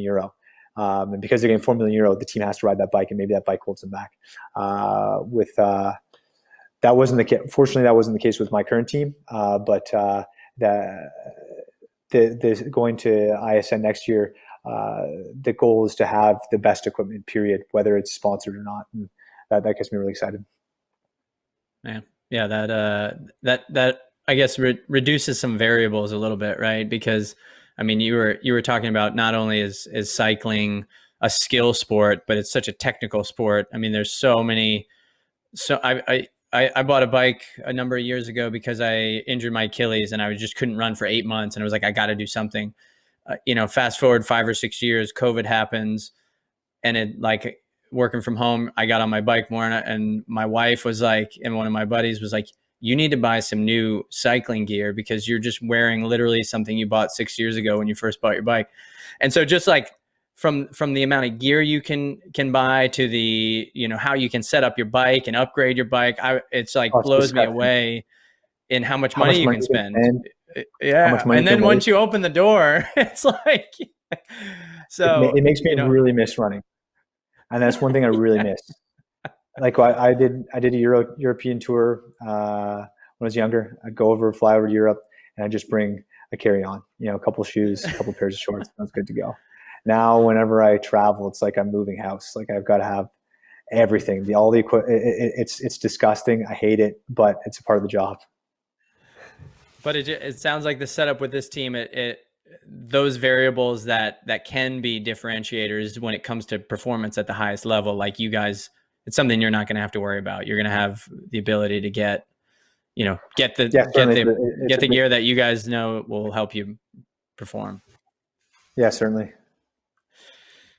Well, I want to maybe transition a little bit. And before we do, I would just want to, let people know you were injured this year, right? You broke a bone, I think, early in the year. You were kind of one of the, I guess a beneficiary of COVID in some ways, given that the season was backed up. So I want to throw this out just because I don't want to speak to you for as long as we have and not give a shout out to the kind of year you had. You got injured early on. I think it was in March, right when COVID hit, and came back once the season got back on. And you end up, I guess, getting on the podium in a number of stages. I think you won a stage of Tirreno Adriatico, won a stage of the Vuelta, I think runner-up in 2 other stages at the Vuelta. Flèche Wallonne, you were on the podium. So even me rattling those things off, I don't quite know the gravity of those events. And so if you could put that in terms, translate that to for a runner in coming back from an injury and having those results that you had in such a short turnaround time to get back at that level, what would you equate that to? Yeah, I had a really bad injury at a race called Paris-Nice at the start of the year, right before on March 12th, right before everything really popped off with COVID. I broke my femur. It was a spiral fracture. I had a really bad crash, and after the crash, I started thinking that maybe my cycling career was over. It impacted me a lot mentally and physically. But in a lot of ways, I really benefited from COVID in the sense that the calendar got completely reshuffled, and so I missed 0 races. The last World Tour race of the year was at Paris-Nice, where I broke my femur, and I ended up starting at the first World Tour race of the year, which was a race called Strade Bianche. So I missed nothing, and that was because of COVID. And during that period, I managed to just rehab really well. I had a really good team behind me, and came back stronger than I've ever been. I had some great results. And I guess those results that you're listing off there, to put them in running terms, I guess racing at the World Tour is kind of like racing in the Diamond League. It's the highest level of the sport, and a Grand Tour like the Vuelta, it's the same tier as the Tour de France. A lot of people know the Tour, a lot of people don't know the Vuelta, but the Vuelta and the Giro, there are 2 of the 3 Grand Tours. The Tour is the other one. Each Grand Tour is 21 days long. The Vuelta's in Spain, Giro's in Italy, and the Tour is in France. And I didn't do the Tour this year. I was a bit disappointed that I wanted to do the Tour, but just because of my injury, I wasn't selected for the team. But I did do the Vuelta and managed to get a stage win there, and that was a really special victory for me. It was a nice one. Special because of what you had went through this year, or what? Why was that one so special? Certainly. Just special in a lot of ways. One, because of just all the crap I went through in the year in terms of getting injured, but also special because it was the way I won. Typically, I win on uphill finishes, and this one was not. It was it required a bit more tactical nuance. And before, I just used my power to win, whereas this time around, I managed to play a good tactical game, and it was a nice win. The Nick Willis win, maybe. Willis would have been proud of that one, I hope. Good stuff. Mike, to bring it, a little bit, more into the now for the running world, I think, there was mention of your analysis of, Kipchoge's kind of performances in a recent interview. And I wanted to bring up kind of, as you know, looking at all the Twitter sphere and the runner sphere, the message boards, people's feelings about the way that people like Eliud Kipchoge have maybe smashed the sub 2 sort of tier. And I think it's an interesting dichotomy between the way runners perceive the success of and the legitimacy of a record versus cycling, whereas it's like some runners demonize giving one specific athlete all the tools to enable themselves to have an incredible performance on that day, right? And so if we do that, like, it's not legit, right? Or quote unquote, it's not a quote real race. Where on the flip side, cycling is seeking every possible element to see one man succeed. And I'm wondering, like, where do you see the like hypocrisies on the kind of those two sides, and where can those two kind of mentalities start to meld together? And like, do you think there is space for running to maybe embrace sort of the I guess the philosophies of biking tactics? Cool question. Yeah, that's a good question. In terms of like, that's one thing that I really, in retrospect, looking at running, was so weird. Like, I never did the steeplechase, and I didn't do the steeplechase because that wasn't the right event. Like, it wasn't the mile. But like a gold medal out of the steeplechase to a layman is worth the exact as like a gold medal in the 1500, right? And there's just like, there's like Kipchoge's performance, for example, wasn't right, like because of all, and I think that's actually, it's what's holding the sport back in a lot of ways. I think the focus more should now be on what gets people interested, what gets people like, what's exciting, what's compelling to watch. And I think that's where a lot can be learned from cycling, because cycling, there's a ton of different disciplinarians all participating in the same event often, because there's so many different races and there's so many variables. And that's what makes it really interesting, is sometimes you see head-to-head matchups with guys that don't necessarily need to race against each other. And because of like that idea of the people involved in running having this pure, trying to keep like running pure and done in a certain way, you're losing a lot of fans outside of the sphere of the running nerd, if that makes sense. Yeah. Yeah, it was crazy to hear people like get upset that someone might have like made it easier for Kipchoge to get his water. And then I'm watching like the Tour de France this year, and I'm watching Primož Roglič, and it's like he has a team of guys literally trying to do everything they can for him to win this race, And I'm just it took me a while to navigate that. Like, I initially wouldn't get help from other guys because I thought that wasn't, but like now, like if you're the leader, if you're like a guy like Roglič, I find myself in that position now too. There are 7 guys that their entire day is devoted to maximizing your performance, like taking your jacket. Like, even I've had guys like hold a bottle of mine because we're going up a hill, and then we'll give it back to me when we get like, just so I could carry less weight. So many things that just maximize your individual performance. And so I loved the sub 2 because it kind of pushed those boundaries, and it made for intriguing and interesting viewing. Like it was awesome.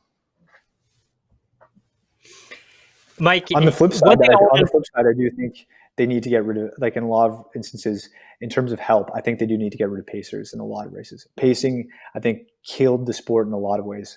I think like you look at I think this whole idea about pacing in the 90s particularly, it was a huge EPO era. And you look at the guys that were running in the 90s, they're just cracking off world records every other week because, they had some European agent coming in and just giving them whatever product they wanted, going in and then running, crazy fast times. And then because of that, meet directors got really excited by world records, and they're like, we're going to have a world record event. We're going to have a pacer. We're going to have a guy going and run 3:26 pace for the 1500 or some ridiculous. And so like that, but that hasn't gone away. Like now, it's 2020, you still have a pacer running a ridiculous fast pace, and you're just watching a guy do a time trial and not watching an interesting race. I think it's the big problem. Well, yeah, you lose the value in what you're talking about, like with a Nick Willis or even a Centro or a Lagat, right? Like guys that are tacticians, and there's a beauty and an art to that, and it gets Yeah, lost because that's not what people care about. And no, really, ultimately, it should be about winning, right? Because yeah. you're not going to We're set a too world married to record every time, day. too married to qualifications, too married to records.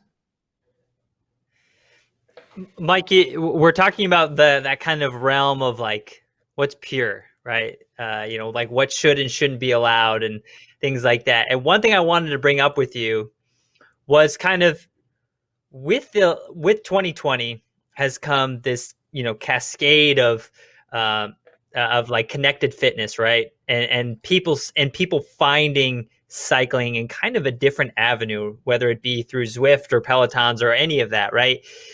Do you think that what is your perspective on kind of the gamification of cycling now, right? Because like you said, like you love the kind of tactician and the gamesmanship of sport, but like how does cycling embrace like this new consumer that might be like starting to like peak an interest into cycling, but it's purely from like a metric and like a virtual gamification perspective? How does cycling kind of navigate moving forward, like embracing this new renewed interest, but also like keeping that core identity?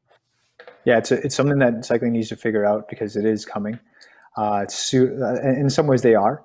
Um, Cycling in a lot of ways, I've said this a couple of times before, but cycling in a lot of ways is a lot like running was in the 80s. We have really interesting athletes. You have really compelling, a really compelling narrative, but then you also have this burgeoning marathon scene, and you have this huge growing populations jogging and doing like running, but running never figured out how to connect the two. And so, fast forward, 40 years later, and 99% of people that do the New York Marathon probably couldn't tell you the name of the guy that won.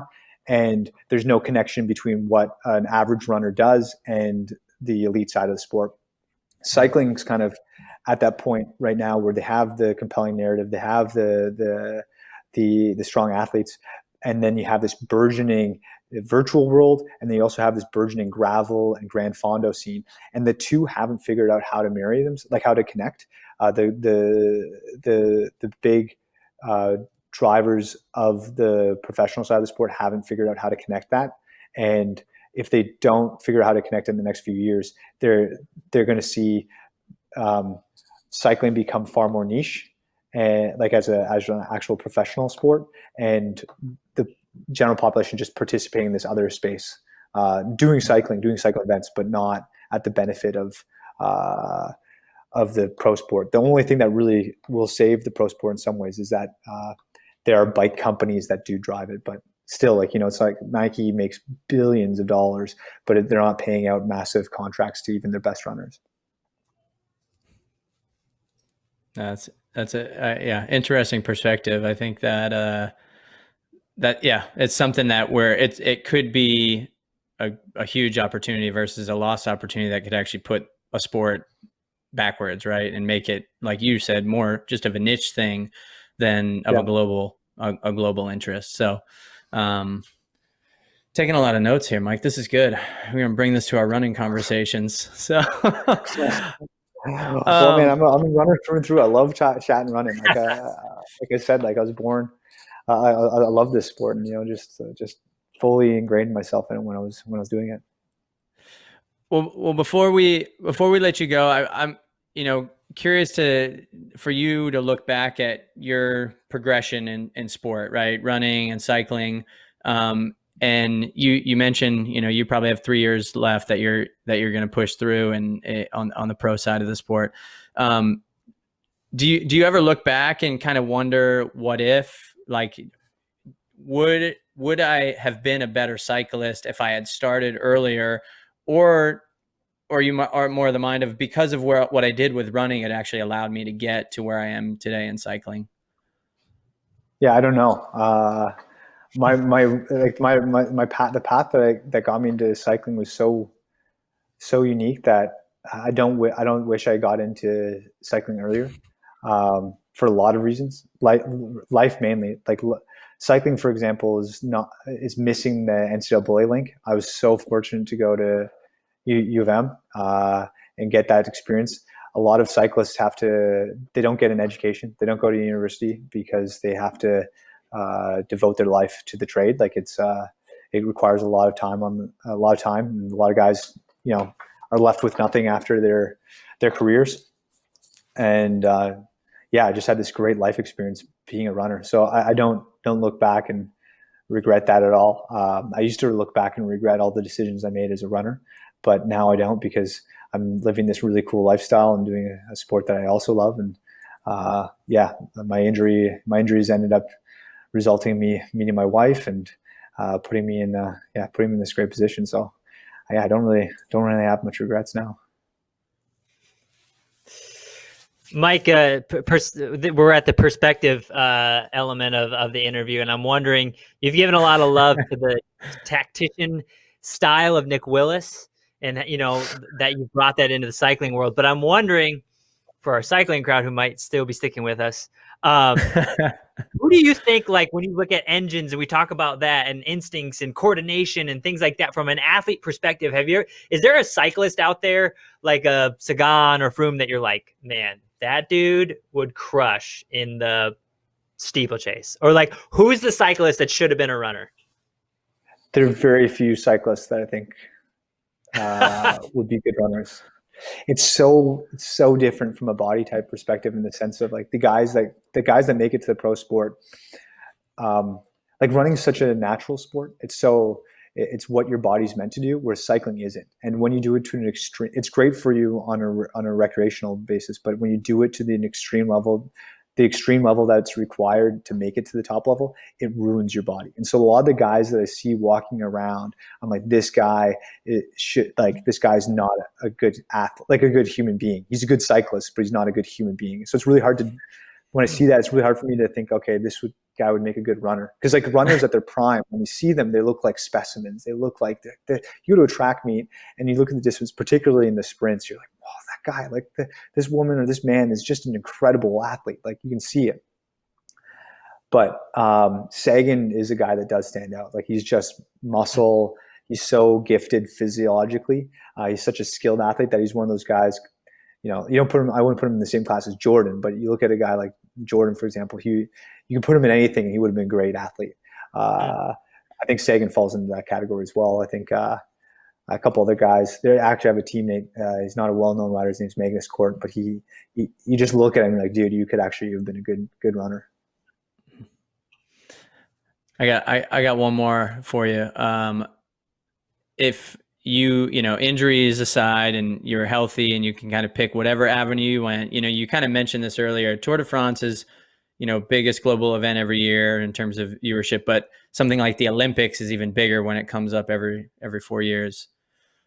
If you could win the Olympic gold medal in the 1500 or win that Tour de France, which one? Olympic gold if you had to pick one. For sure, Olympic Really? gold in the 1500. Yeah. I love. I mean, the tour is amazing and it's so cool. And like financially, I'd probably be far better off if I won gold in the tour. No, took yellow in the tour than if I won gold in the 1500. But both things are never going to happen, obviously. But in the 1500, there's just something so special about watching the 15 at the Olympics when like the 12 guys line up, and it happens every 4 years, and you're like, these are the 12 best runners in the world, and they're like on that line. It gives you chills. It's like any Olympic discipline, but like that moment when they like line up and they're just like calling out the names, and like I get nervous still. I watch it and I just get like, I'm getting nervous thinking about it right now. It's friggin' cool, man. It's just a cool moment in time, and again, because it's so fleeting, it's so short, and it only happens every 4 years. That's something special. 3.5 minutes versus 3 weeks, right? It's a little bit different. When everything's on the line. I'm gonna say you threw me for a loop. I was banking on Tour. No way, man. Tour's cool. The tour is amazing. I love the tour, but I don't know. It happens every year. It's not as. It's not, there's just like something, it's so pure. There's so many things that have to go go right to win a Grand Tour as well. You can't have many crashes. You can't have many mechanicals. There's you have to have a good team around you. You know, like there's a lot of factors. You have the right gear, et cetera, et cetera, et cetera. Whereas like the 1500, there's less guessing. It's like that's the best guy or the best woman. You know, like that's a special moment. Nice. Well, on that note, we're gonna leave the 1500 meter gold dreams with all the listeners and with you. But we really do appreciate you joining. Know it's a busy schedule and coming around the holidays. So thanks so much for taking the time to speak with us. And yeah, we're excited to see what happens with the new team this year and leading into 2021. Knock on wood, we'll have some level of normalcy coming back and allow you guys to be getting out there and getting after it in the early season coming up. So thanks so much. And we'll be looking out for you, Mike. No problem. Thanks for having me, guys. Alex, Michael Woods, really generous with the time. I think we had him for like an hour and 45 minutes or something like that. So man, getting into the mind of one of the top cyclists in the world. And I will say he's a very dialed into the running scene still. He's still like, you talk running to him, he doesn't skip a beat. He knows what's going on. He knows Team Ineos. He was all up in it. I loved it. My favorite part is when we had him recap. One of my favorite parts was when he was recapping. You know, you mentioned some of the scalps he took. One of the best parts about going to another sport is like, you know, they can't come back on him, right? Like he won that race, he beat that guy, and that was the end of that story. Close the door. Quit while you're ahead. It's crazy because like, you know, he's finishing up his competitive, I guess, healthy competitive seasons at Michigan, 2006, 2007. FloTrack starts in 2007. So he's like just on the miss of like us actually capturing some of those, like that, you know, him beating Selinsky and Benninger at Notre Dame at running 7:52. That would have been a pretty big deal that year. Like that would have got a lot of hype on Flow. I know, you know. So it's just crazy to see how. Right? Yeah, I mean, like, it's just so. Like let's say we created more momentum around, you know, the idea of like how great of an athlete is because there's more media coverage. Maybe he doesn't give up the running dream quite so quickly. Who knows? Yeah, or maybe he figures out the injury a little better. I don't know. The injury seems like he was on a path where he might have had to make that change, but. I mean, it was cool to hear him reminisce. It was cool to hear how still knowledgeable and really thoughtful. It's not like he left the sport. He kind of knows it. And he's just like, oh yeah, I like running still. I mean, he was full of thought and opinion and ways that running needs to improve, which I thought was really interesting. And I also really love just how detailed he was about what he appreciates in Nick Willis as a runner. And how some of that's actually carried over into cycling. I was very surprised to hear that. Totally. Yeah. And I thought it was really interesting when he mentioned, like when we were talking about the factors or like key insights about like what makes a good cyclist and like the crossover. And when he said like, I don't think there's enough, like runners are coordinated enough to be a good cyclist, which I thought was like, man, I was like, because like when I think of 800 meter runners and 1500 meter runners, like I feel like they're very, like they are athletes, right? There's a huge amount of athleticism. But then he started to talk about like not only the coordination, but also like the risk averse you might have, right? Because that's like a huge barrier to entry is to be able to embrace like the risk of going fast down a hill. Because and I don't know if people appreciate that enough. And I know Mike received a lot of flack for that in the beginning of his career, that he maybe wasn't like a good enough descender. And that was one of the, like, again, like the greatest barriers to entry isn't necessarily your aerobic engine, but the coordination and then also like the risk. Like, are you willing to accept this? And are you willing to lean into those turns and rip down a wet hill and like down a mountain in Italy in the snow and in the mist? Well, and that's like, you know, I think not for us, not coming from a cycling background, we probably didn't do as good of a job in helping folks not in cycling understand some of the impressiveness of what he's done. But, you know, just talking to our guys on Flow Bikes, and I think you've spoke with some folks about this, the results he had early on in his career with the lack of like ability to handle a bicycle, people were amazed because he's going up against some of the world's best bike handlers who've been cycling for years, and he's not.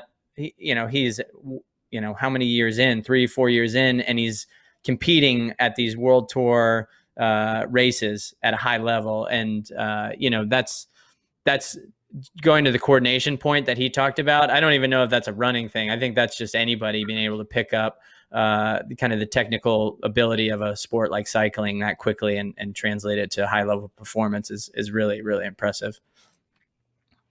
Yeah, and you're talking about like the transition and translation part, and then we started to talk about like the metrics, right? And how like there was a coach who like first like waved his hand and was like, "You're going to be a pro," and we started to talk about power metrics and things like that, and I thought it was really interesting because I was like, we really don't have those sort of metrics in running, and he like almost cut me off, and he was like, "It's coming, but it's coming." And which I thought was a really interesting insight because like I'm aware of like that we can get some of these metrics in running, right? Like power outputs and stride cadence and things like that. But like for me, like I feel like we're so pretty far off from being able to like fully embrace those sort of like device metrics. Cause like, dude, like we're barely figuring out heart rate monitors. We're still like licking heart rate to make sure they work. So I thought it was really interesting that he was like, no, it's coming, and it's gonna like running is gonna have to embrace it soon, because I feel like we're still like a ways off of that. But like I think because he's seen both sides of it, like I'm just like impressed that he thinks it's applicable to runners and it's coming sooner than we think. Yeah. Yeah, it's for me, 2020 has been a year where I've gotten on my bike more. I've actually talked with our guys at Flow Bike more, not just because we are streaming cycling, but now I'm like trying to get in their mind about how am I supposed to ride a bicycle and get better at it, right? And so just all those metrics and level of detail that you can get into. Some of the guys have actually told me like, don't even worry about it. It's like you probably just need to like be on your bike more. And so, but seeing that side of a sport like cycling and how people train and like the level of detail in which they go to understand their output and their effort, and then thinking about running and how just basic it was for, just I think about my time as a college athlete and before that, it just seems like there's a lot more information out there. And, there's some coaches I'm sure that are more on that side of like numbers and data, but it seems like, running can probably learn a little bit from cycling in that regard where, yeah, maybe it saves someone like a Michael Woods from, getting to the point of injury to where he's no longer in the sport. Right. I mean, selfishly, like a guy like that who is running the level he was, you want him in the sport. Right. And competing at the highest level. But yeah, just so many like levels of detail with which you can go in cycling. It's unbelievable. Yeah. And I think we can learn something from like, we have the access to that data, but it's like for running, it's like how hard can you try, right? How much are you putting out in this effort? Like you should try to do that. Whereas like, I think that now we're evolving with some of these new devices where it's like, this is like the goal is for you to do this workout with the least amount of effort, right? Which is a complete, like we're more focused on the recovery element and like, then I guess like, hey, why did this take so much of a toll on your body? Whereas before it was like, let's put the most toll on your body. So it's just right. Like an interesting dichotomy that I think obviously cycling has a huge leg up on us and we're behind. Well, I mean, think about it really simple. I go out and do a 6-minute mile pace run for 5 miles and there's no wind. And then I could try to go do that same run and it's 10 miles an hour into my face. Like it'd probably be good to know I was maybe, I only did 620, but I was actually doing the same effort and I can feel pretty good about it versus feeling like I was like, man, I was off pace today. Right. So, right. But I mean, one of my favorite questions that you asked, Alex, was about this year's kind of that surge in things like Peloton and Zwift and how people are being introduced into the activity of cycling and getting on bikes or trainers. And I really liked Mike's thought around we got to figure it out, because we're going to have this big group of people that are being introduced to our world. And if we don't make the connection, we're just going to become a niche sport, a niche professional sport. And he related it to marathoning, right? And you think about going to the marathons, and there's thousands of people that are participating and running these races. And like he said, probably a lot of them don't even know who won. They probably don't even know there's a whole professional side, world marathon majors, world championships, Diamond League. There's all these things that our sport has, and that connection has not been made. And so I think he put it best. We got to figure it out, or it's going to be a missed opportunity. Right. It's like there's new access points for this sport, and they need to learn how to, like, they can capitalize on it, because I don't want to see, or I'm sure they don't want to see, things siloed like we have in running. Right now we have runners, and then we have people who run, right? And for his side of the sport, it's like there's cycling, and then there's people who ride a bike, right? And so we need to meld these two groups together, and we've seen it. Like people have been pounding the table for years. Like, we need to meld this mass group of road running, right, in the world that exists. Like, how do we bring even like a slice of those fans into our sport, into the elite side? So if cycling can figure it out, we're going to be taking some notes for sure. We meaning the sport of track and field. And again, like, I just appreciate like how candid Mike was, right? Like, he was open, like, hey, we need to figure this out, right? This is a problem in our sport. Like, we need to figure it out. Like, and he called it out pretty openly. And I just felt like we had a level of he was very candid. And it's at a level that most elite track and field athletes might not be able to have. And I wonder if it's because like the power is in the athlete, like the agency is all in the athlete's performance. They're not so reliant on one like arm of their life and their financial circle, where like they can be a little bit more challenging to the overall sport and the foundation around the sport. Whereas running, like, we're so nervous, like athletes are so nervous to say one bad thing and like make one person mad that they might lose their whole sponsorship pyramid, right? Where cycling is like, well, there's this giant swath of pyramid and companies that I can go to make money from. So anyways, I think the healthiness of the diversity of portfolio that cycling has from a professional standpoint allows athletes to be a little bit more candid and open to the media. And we absolutely need that in running, right? We can't be so safe. I want juicier interviews. I don't want you to just tell me that you're feeling really strong right now and you wanted to put your nose in the race. Like, I think it's a whole ecosystem and an aperture that we need to open up that will overall make our sport better. Yeah. And he, I think he said the athlete union is not very strong right now for them, and there's a lot of work to be done there. I think it actually made me, there was a lot he said that was like, man, we're not doing great here, but track and field is even worse.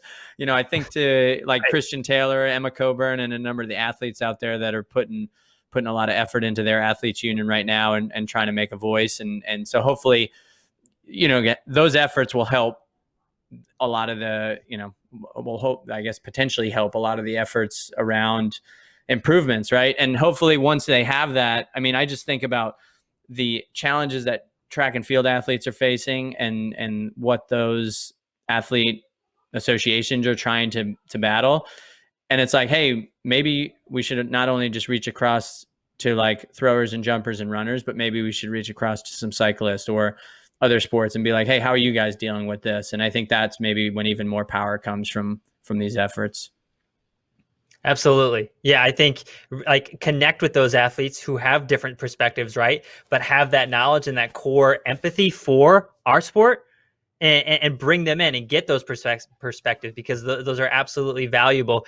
And like he's putting it out here, like on the airwaves, but like let's get everybody together in the same room. Right. Let's put everything out there, whether it be cyclists and rowers or swimmers, like whatever it is. Again, like let's bring all these conversations to the table.